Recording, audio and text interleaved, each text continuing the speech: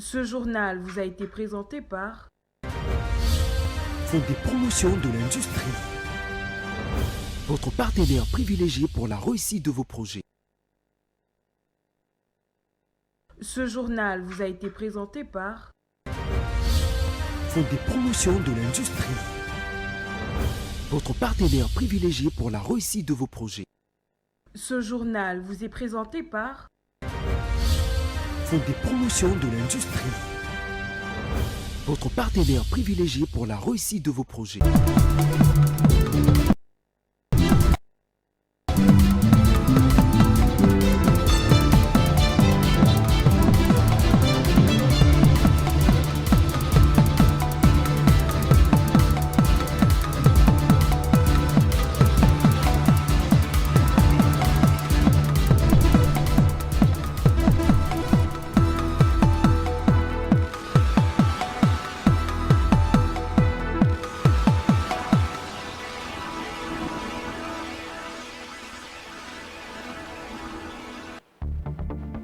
Célébration 8 mars 2025, un culte écuménique a été organisé en ce jour en solidarité aux femmes de l'Est. La première ministre Judith Suminwa, qui y a pris part, a appelé la population à prendre ses responsabilités quant à la condition de la femme congolaise.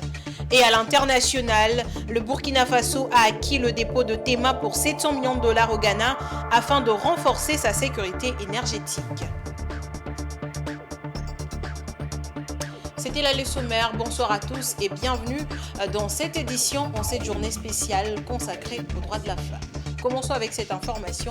La première ministre Judith Suminwa a pris part ce samedi 8 mars à une messe œcuménique célébrée en solidarité des femmes de l'Est. Au cours de cette messe, la première ministre a attiré l'attention de la population sur sa responsabilité quant à la condition de la femme congolaise. Cette journée a été aussi marquée par une réflexion sur les défis auxquels les femmes congolaises sont confrontées, tout en mettant en lumière leur résilience et leur rôle dans la reconstruction du pays.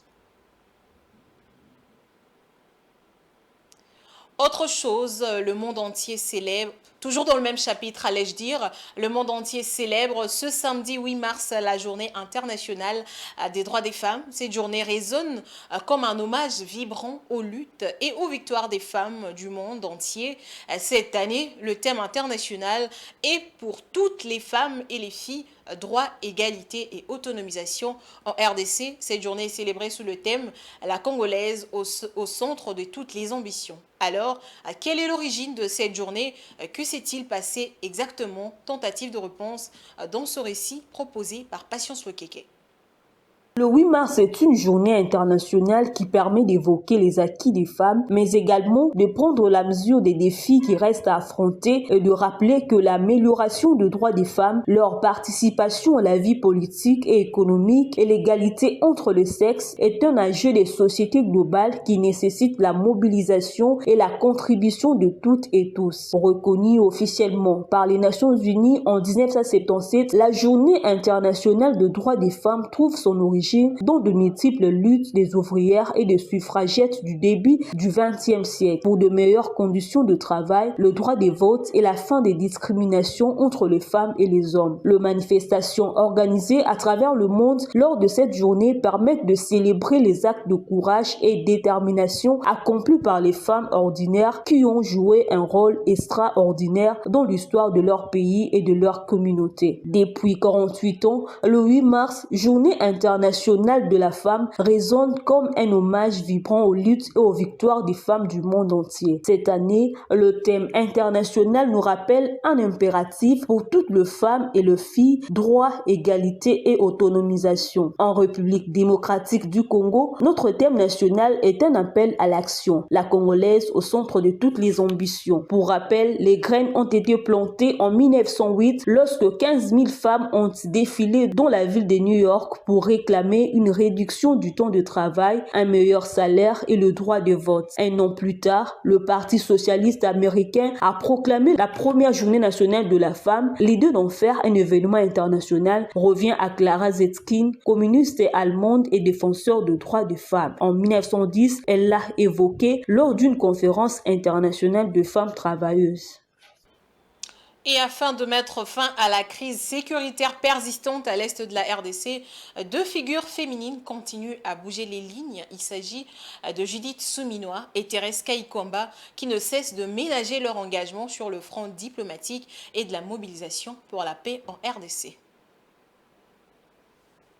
Judith Souminois et Thérèse Kayikwamba, deux figures féminines qui tiennent les rênes au front de la mobilisation, tant sur le plan national que diplomatique, pour mettre fin à l'agression rwandaise contre la RDC. Plusieurs démarches remarquables ont été menées jusqu'à ce jour, telles que la campagne de sensibilisation dénommée Congolais Téléma, lancée le 1er mars 2025 par la première ministre Judith Souminois, afin de sensibiliser la population à la guerre d'agression menée par le Rwanda dans l'est du pays et d'en expliquer les enjeux. Après le lancement de cette campagne, Judith Souminois a entamé une tournée nationale dans les provinces, en commençant par le Congo central, pour souligner l'importance de l'unité nationale, l'enrôlement dans l'armée pour les jeunes et la mobilisation générale pour résister à cette menace extérieure. À Matadi, où elle a démarré sa tournée, elle a exhorté la population à ne pas accorder au M23 la chance d'avancer, tout en saluant l'engagement de la jeunesse du Congo central qui a mobilisé 1000 volontaires déjà enrôlés pour défendre le pays. De son côté, Thérèse Kayikwamba, la ministre des Affaires étrangères, continue de mener son combat sur le front diplomatique pour que la paix regagne le Congo. Sa détermination et sa ténacité ont valu jusqu'à ce jour des sanctions contre l'agresseur du pays, le Rwanda. Ces sanctions impliquent des accords diplomatiques, des engagements financiers et commerciaux, des gels d'avoirs et d'autres mesures venant des pays tels que les États-Unis, le Royaume-Uni, le Canada et l'Allemagne. Entre-temps, Thérèse Kayikwamba, qui a récemment eu un entretien avec les membres du corps diplomatique accrédité en RDC, a appelé à veiller à la mise en œuvre de la résolution 2773 prise par le Conseil de sécurité de l'ONU, qui condamne fermement le rôle du Rwanda et exige le retrait immédiat des forces rwandaises et du M23 du territoire congolais. À l'instar des actions menées par Judith Souminois et Thérèse Kayikwamba, plusieurs femmes activistes en République démocratique du Congo mettent également la main à la pâte afin de sortir le pays de cette crise persistante. Le mois de mars étant une période dédiée à la reconnaissance des réalisations des femmes dans divers domaines, la rédaction de Géopolis Télévision a fait un focus sur une femme styliste qui s'est démarquée dans le domaine de la mode et par sa touche exceptionnelle. Découvrez-la dans ce reportage de Rachel Misenga. Les mois de la femme trouvent ses racines dans le mouvement féministe du début du XXe siècle. En 1908, deux femmes manifestaient à New York pour revendiquer le droit de vote, des meilleures conditions de travail et la fin du travail des enfants. En 1910, la Conférence internationale de femmes socialistes tenue à Copenhague propose de célébrer une journée internationale de la femme. Ce n'est qu'en 1977 que les Nations Unies officialisent le 8 mars comme journée internationale de la femme. Promouvoir l'égalité des sexes, les différentes actions et campagnes soulignent la nécessité de garantir l'égalité de droits entre les hommes et les femmes dans tous les aspects de la vie. Célébrer les réalisations de femmes, ces mois est l'occasion de mettre en lumière les contributions de femmes dans l'histoire, la science, l'art, la politique et bien d'autres domaines. Et enfin, sensibiliser aux luttes encore à mener. Malgré les progrès réalisés, de nombreuses femmes dans le monde continuent de faire face à des discriminations, à des violences et à des inégalités. Le mois de la femme est une période essentielle pour encourager la réflexion, l'action et la solidarité. Il nous rappelle que même si des avancées ont été faites, il reste encore beaucoup à accomplir pour assurer l'égalité des sexes dans le monde entier. En célébrant les forces et les luttes de femmes, nous ouvrons la voie à un avenir plus juste et équitable pour tous. Fermons ce chapitre consacré à la femme pour parler justice. Aubin Minakou et Ramazani Chadari, respectivement vice-président et secrétaire permanent du Parti du Peuple pour la Reconstruction PPRD, sont convoqués lundi 10 mars à l'auditorat militaire supérieur de la Gombe. Les deux personnalités sont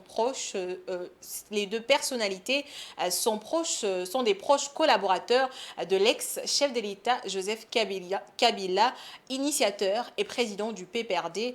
D'après les invitations judiciaires, les deux personnalités sont appelées à éclairer la justice. Ces deux cadres du PPRD sont interdits également de quitter le pays, d'après le communiqué du ministre de la Justice, Constant Moutamba.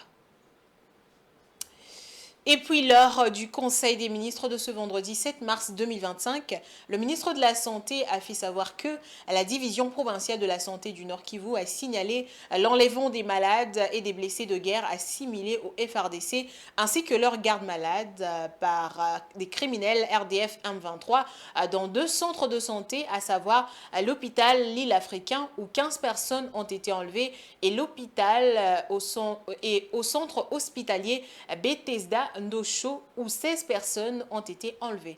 Suivez cet extrait du compte rendu du Conseil des ministres.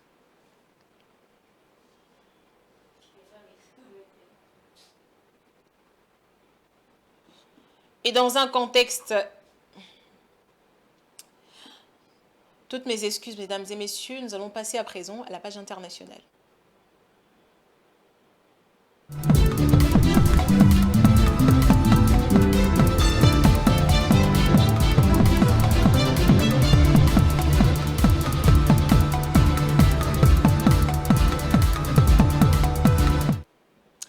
Dans un contexte économique mondial en constante évolution, il devient impératif pour le Cameroun de redoubler d'efforts afin de renforcer la compétitivité de ses entreprises sur le marché africain.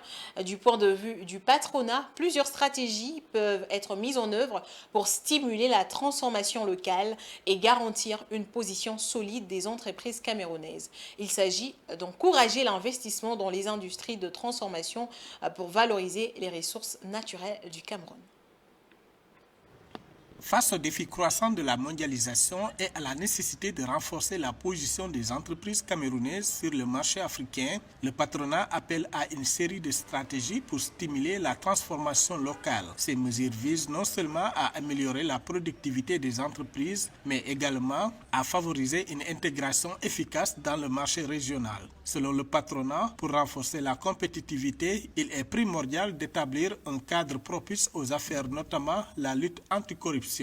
Il faut pour cela également combattre de manière très efficace la corruption, qui est un vrai problème, pour attirer les investisseurs, parce que les investisseurs étrangers notamment, nous encore on peut être habitués, parce que c'est un peu dans nos habitudes, et à la limite, mais les investisseurs étrangers ne sont à cran face à la corruption, donc il faut véritablement améliorer cela. Et puis, il y a les facteurs structurels. On ne peut pas industrialiser un pays sans énergie. Le Cameroun, riche de ses ressources naturelles, peine à diversifier son économie, restant fortement dépendant de l'exportation de matières premières. L'industrie manufacturière, pilier du développement économique, ne représente qu'environ 14% du PIB, un chiffre qui souligne l'urgence d'une transformation locale. Le problème de fond, ce n'est pas l'importation de la matière première, c'est de savoir quels sont les avantages comparatifs que nous devons avoir. Et pour cela, il faut être capable de le transformer. Je ne pense pas que nous, ici au Cameroun, nous consommons beaucoup de café. Alors qu'en Europe, tout le monde consomme du café. Donc, est-ce que vous pensez que moi, en transformant la matière première ici, il faut déjà qu'il y ait un marché local qui soit capable de consommer, qui soit capable d'absorber une partie des coûts? Selon la sphère patronale, le marché de la Communauté économique et monétaire de l'Afrique centrale, CEMAC, représente une opportunité considérable pour les entreprises camerounaises. Toutefois, la CEMAC doit relever d'importants défis pour exploiter pleinement ce marché. Pour monter une usine, elle a besoin de marché. Parce qu'une usine se met à une dimension avec des milliers. L'Europe, c'est un marché commun. Les États-Unis, la Chine, les pays d'Asie. Mais le marché du Cameroun, il est tout petit. La CEMAC, l'intégration régionale, c'est très faible. C'est 3% d'intégration sous-régionale. C'est l'intégration la plus faible au monde. Pour renforcer la compétitivité du secteur privé local, il est nécessaire d'optimiser les processus administratifs et de réexaminer le système de détermination du taux forfaitaire minimum dont les 2,2% liés au chiffre d'affaires actuel ne semblent plus adaptés, ainsi que la suppression de la retenue de 5,5% aux entreprises soumises à l'impôt général synthétique, entre autres. Et dans un effort stratégique pour renforcer sa sécurité énergétique, le Burkina Faso a acquis pour 70 millions de dollars le dépôt de Tema au Ghana. Cette initiative, annoncée lors du Conseil des ministres, vise à accroître les capacités de stockage de la Sonabi et à diversifier les sources d'approvisionnement en hydrocarbures, soutenant ainsi la croissance économique du pays. Patience Lokeke. Le Burkina Faso a acquis les dépôts stratégiques des Tema au Ghana pour 70 millions de dollars, renforçant ses capacités de stockage d'hydrocarbures. Cette initiative, annoncée lors du Conseil de ministres, vise à garantir un approvisionnement énergétique stable et à diversifier les sources d'approvisionnement. En diversifiant ces sources, cette acquisition devrait également stimuler les PIB national estimé à 21,9 milliards de dollars en 2024, selon les FMI. L'acquisition du dépôt de Tema est un jalon crucial pour le Burkina Faso. Ces derniers devraient permettre d'importer directement les produits pétroliers vers de nouveaux partenaires, renforçant la capacité de stockage de la Sonabi et offrant plus de souplesse en matière d'approvisionnement. En cas de perturbation sur d'autres corridors, le Burkina Faso pourra orienter ses livraisons vers ces dépôts. L'acquisition du dépôt de Tema et l'inauguration d'un dépôt de 54 000 mètres cubes dans l'ouest du Burkina Faso pour un coût de 32 milliards de francs CFA témoignent de l'engagement du pays à renforcer sa sécurité énergétique. Ces initiatives visent à garantir un approvisionnement stable en hydrocarbures, soutenant ainsi le développement économique et une autonomie énergétique durable.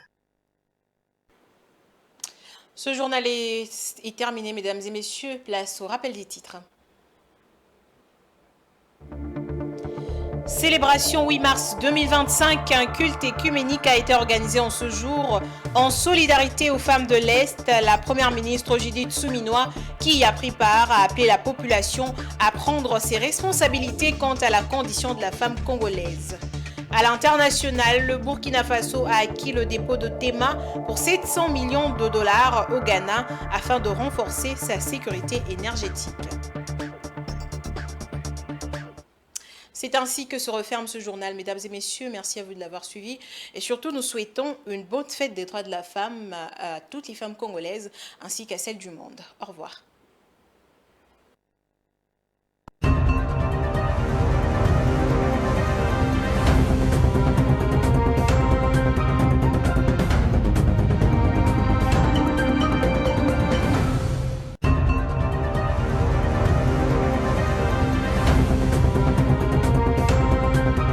Ce journal vous a été présenté par Fonds des promotions de l'industrie.